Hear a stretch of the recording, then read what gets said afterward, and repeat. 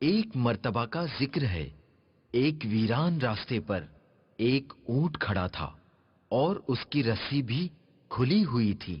اسی راستے سے ایک چوہے کا گزر ہوا۔ اس نے جب دیکھا کہ ایک اونٹ کھڑا ہے اور اس کے گلے میں رسی ہے اور وہ کہیں بندھی ہوئی بھی نہیں، نہ جانے چوہے کو کیا سوجھی۔ چوہا بڑے فخر سے آگے بڑھا اور اونٹ کی رسی اٹھا لی۔ اب منظر کچھ ایسا تھا کہ چوہا رسی اپنے منہ میں تھامے آگے آگے اور اونٹ چوہے کے پیچھے پیچھے۔ چوہے کی چال ڈھال میں بڑا تکبر تھا۔ چوہا دل ہی دل میں اپنے اس کارنامے پر بہت خوش تھا کہ اتنے لمبے اور بڑے جانور کو میں اپنے پیچھے پیچھے گھما رہا ہوں۔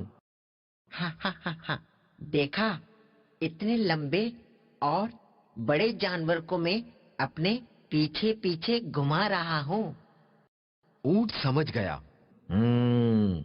چھوٹے سے جانور، تو کس قدر خوش فہمی کا شکار ہے، بس تھوڑی دیر صبر تو کر۔ چوہا اور اونٹ ایک ندی کے کنارے پہنچ گئے۔ ندی دیکھ کر تو چوہا ڈر گیا، چلتے چلتے رک گیا۔ اونٹ رکا اور چوہے سے مخاطب ہوا، اے میرے رہبر، خیریت، آپ رک گئے؟ پیارے مدنی منو، پتا ہے پھر کیا ہوا؟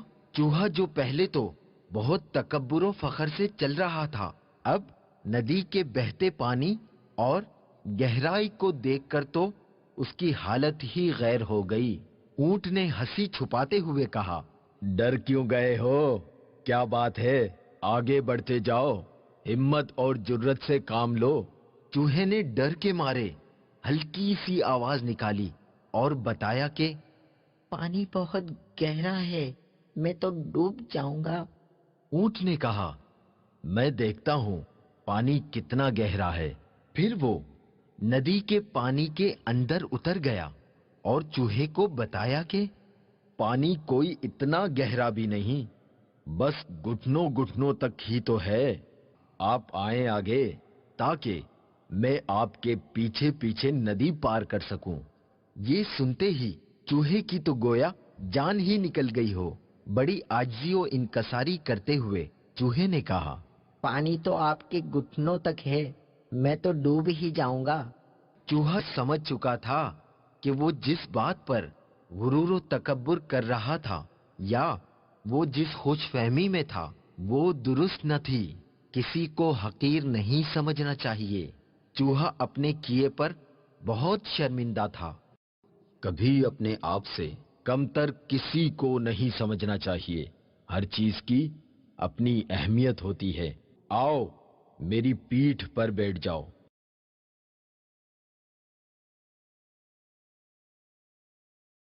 چوہے کی یہ حالت دیکھ کر اونٹ نے چوہے کو اپنی کوہان پر بٹھا لیا اور ندی پار کرا دی۔